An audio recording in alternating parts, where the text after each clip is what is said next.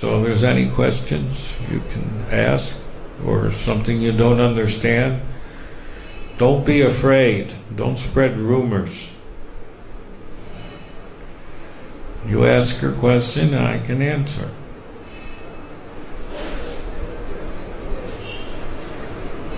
Yes, take a mic so everybody can hear.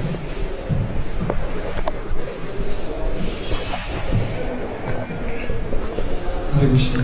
Hare Krishna. Thank you very much for this nice. Thank you. Thank you for coming. Prabhuji, I have one doubt again is coming in my mind. Like morning class, you say Prabhupada started this retreat. Yes. He started in 1972. There's a letter.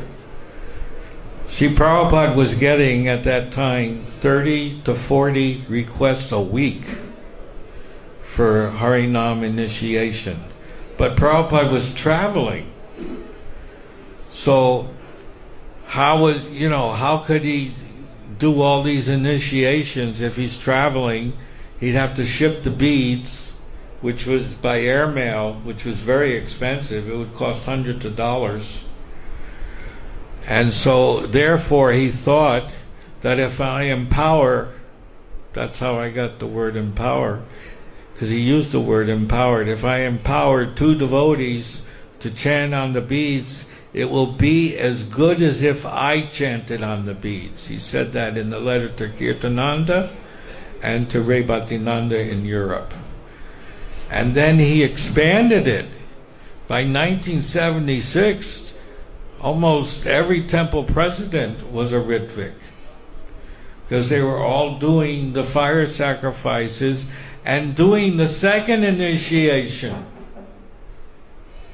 by holding the tape, playing the tape, and the person had to listen through the right ear of the Gayatri mantra. And Prabhupada said it was good as if I was there, through the transcendental voice. See, we're thinking material. We think the voice is material. But what does Prabhupada say about that? Well, he says something very unique about the voice, not about the subject matter. Read. Although when a pure devotee speaks, the articulation of his voice may resemble the sound of the material sky, the voice is spiritually very powerful because it touches the particles of saffron dust on the lotus feet of the Lord. This is not poetry. This is fact. This is not metaphorical. Don't misinterpret. Don't become a Mayavadi and misinterpret. This is the fact that the voice of the pure devotee is nothing more than the saffron lotus dust of the lotus feet of the Lord. And as soon as a sleeping living entity hears the powerful voice emanating from the mouth of a pure devotee, he immediately remembers his eternal relationship with the Lord, although up to that moment he had forgotten everything. Srimad Bhagavatam, 4th canto. So by empowerment, Prabhupada had so many ritviks all over the world. They were doing the fire sacrifices, doing the first and second initiation. So ritvik is not a bad word. Some unscrupulous people have made it a bad word. It's a good word because Prabhupada started it in 1972. It's a good word. In fact, the system worked perfectly. The system he introduced by this ritvik system worked perfectly all over the world. Every devotee stayed at the temples where they were initiated. There was no problems, no politics. And then a month before Prabhupada left, he mentions in a conversation, he said, "You keep this system. This is a perfect system." If you keep this system, everything will go on as it is going on now. But what did we do? We changed the system.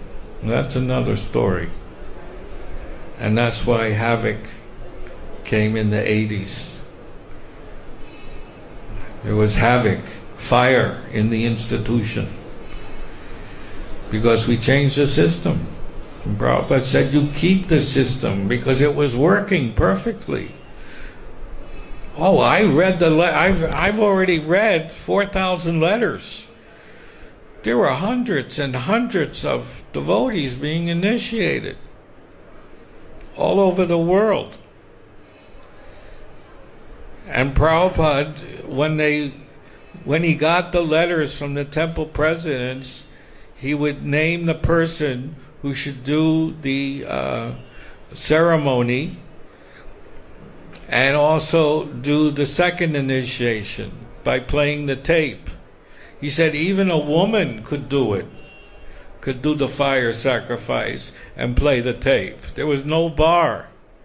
A woman could do it, not just a man. So there were woman ritviks too.